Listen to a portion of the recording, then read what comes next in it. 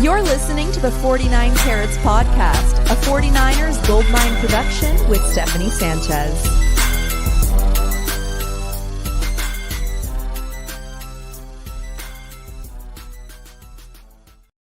What's going on, everyone? Welcome to another edition of the 49 Carats Podcast. I'm your host, Steph, a special edition of the show. It is day one of the NFL draft, and just a bit ago, the 49ers made their pick at pick 11, selecting Georgia Edge Mykel Williams at 11th overall. Joining me to break down this pick is Jeff Dean of Sports Info Solutions. Jeff, how you doing today?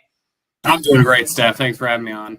Yeah, thanks for coming on. And Jeff, before we get into the pick, just tell us a little bit about your scouting background and how you got into it. Sure. Well, I've been a fan of football my whole life. Unfortunately, I wasn't good enough to keep playing, so I decided to find another way to stay involved. So I actually started scouting with Optum Scouting. We kind of helped jumpstart the XFL scouting profile, getting all the guys that we didn't think were quite good enough for the NFL, but wanted to give them opportunities to keep playing professional football. And then I started on at Sports Info Solutions at about the same time as a data video scout. So basically collecting and analyzing the game, both the game plan breakdown and kind of player evaluation as well. And I've been doing that since 2018, and I have worked my way to the scouting lead here at Sports Info Solutions. Awesome. Yes. So, Jeff, let's talk about how the first 10 picks went for the 49ers, because I think it went pretty perfectly.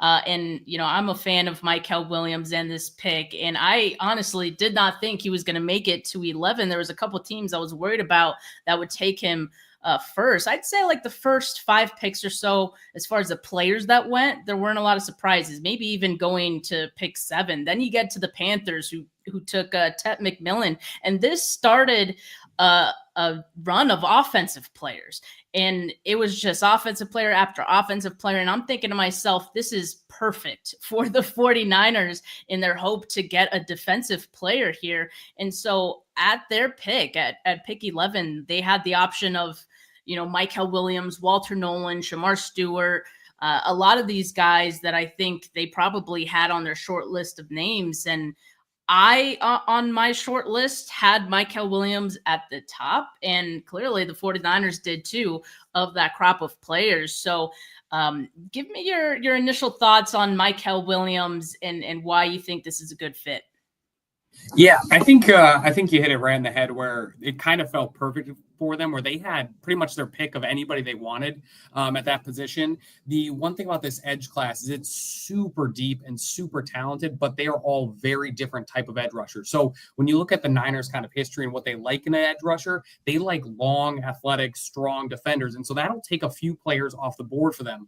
Jalen Walker's a little on the smaller side. Mike Green's a little on the smaller side. So when it comes to somebody like Mykel Williams, you get somebody that is really hard to find those physical traits. I mean, he's got over 34-inch arms, which is really tough to deal with as an offensive lineman. Kind of standard tackle length, if you need at least 33-inch arms. So as a 34-inch arm guy, he's able to get into offensive linemen early, which is important to win your pass rushing sets. He's a great run defender right now. That's actually probably how he's going to initially start off making his value felt while he continues to develop his pass rushing move. So there is a lot to like with this pick right here. And I think, the run defending is what gives him such a high floor. I mean, at the very least, he's going to be able to get in on those base downs. And, like you said, he can build his pass rush game as he goes and as he learns and as he plays. And so I'm really excited, not to mention he's only 20 years old. I mean, I think that's one of the most intriguing things about him as well, that he has a lot of untapped potential. He hasn't quite reached his ceiling yet. I mean, I don't know if you mentioned it yet, but in 2024, dealing with that injury, right? That he was dealing with the ankle injury. And so that hindered him, but he played through it. Still managed to get 5 sacks. And, also he is part of a defense in which he rotated quite a bit, right? So still, if he enters this 49ers defense and if he's going to have a larger role, if he's going to be 100% healthy, you have to imagine that's a good recipe for him to have success. Yeah, absolutely. He did battle injuries this year. He's also young, like you mentioned, and he played on a really talented defensive line for multiple years and still found an impact, right? So his numbers probably don't jump off the page for a lot of people looking at. They're like, a top 15 player that only had, 5 sacks. But then he also had basically the same numbers the previous 2 years as a totally rotational defensive end. So I think his best football is still ahead of him, and he has a lot of natural gifts that can still be developed because of his age and because of where he came from. He's technically sound coming from a Kirby Smart defense.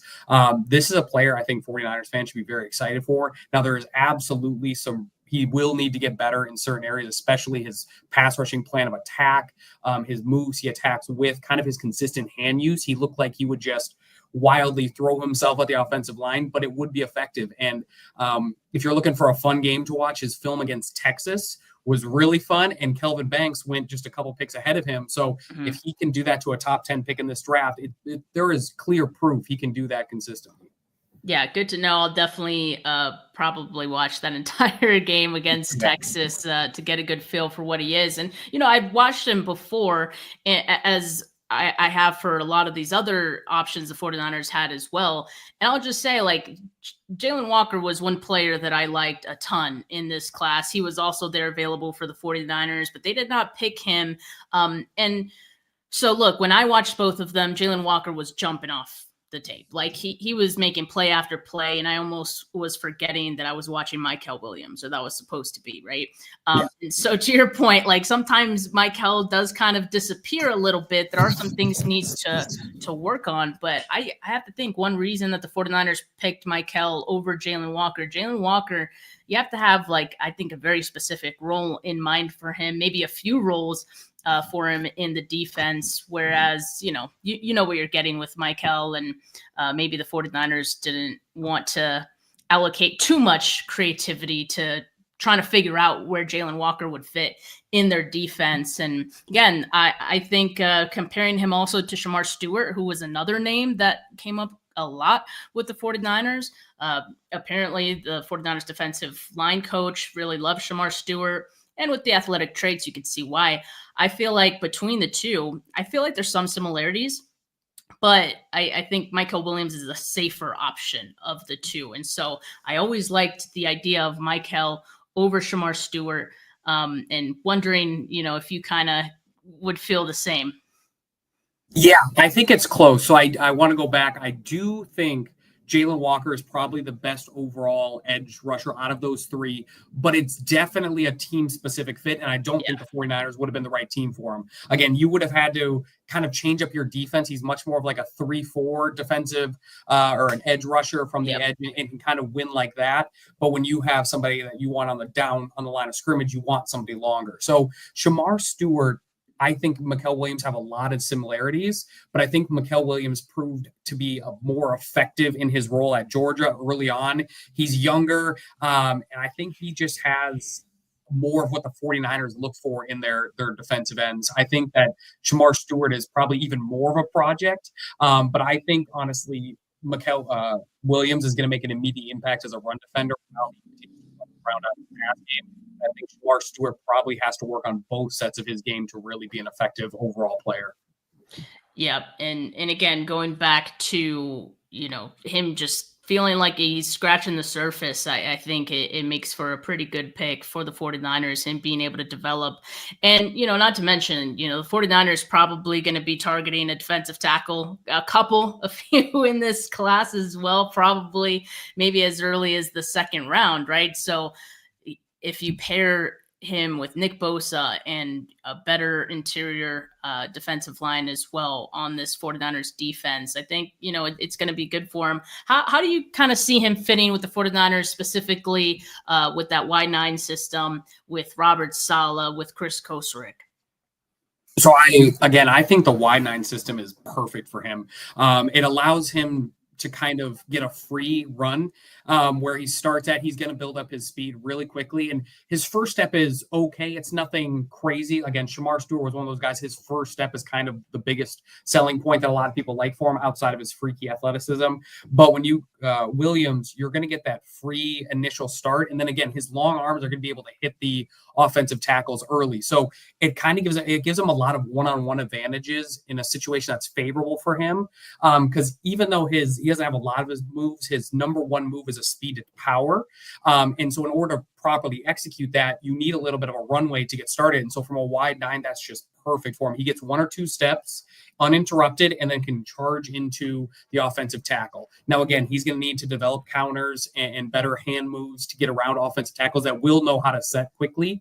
But that system is, again, I think it's a perfect fit for the 49ers. I think it's a perfect fit for Williams. And I think both sides are going to walk away from this feeling like they got exactly what they wanted on the first round of the NFL draft. Yeah, absolutely. And Mykel Williams was one of the 49ers 30 visit players, and they had a lot of guys who were available, at pick 11 that they brought in as well. But obviously, Mykel maybe might have even been the 49ers gold helmet player. And, Jeff, if you didn't know, that's one of the players, or they have a few in each class, I think, that they bring in as, perfect, no questions about this player, has stayed at the same college his entire career, team captain. So they check all the boxes, basically. So I wonder if Mykel Williams is that player for the 49ers. In Dane Brugler's draft guide, The Beast, he has Mykel Williams ranked as the edge 5. And just as his overall note on him is Williams is more toolsy than nuanced and needs to develop a more unified pass rush plan. The individual traits, length, strength, explosiveness, promising toughness, and football character, however, are reasons to bet on his upside, similar in ways to Jason Pierre-Paul. He projects as an NFL starter on the edge. So really, yeah, pretty much what we've been saying, right? It all comes down to the upside. It all comes down to some of the athletic traits that he has that I think is really going to make him a good fit with the 49ers. Agreed. And there are some questions, again, overall about his immediate impact as a pass rusher. But to provide a little optimism is we have a total points rating system.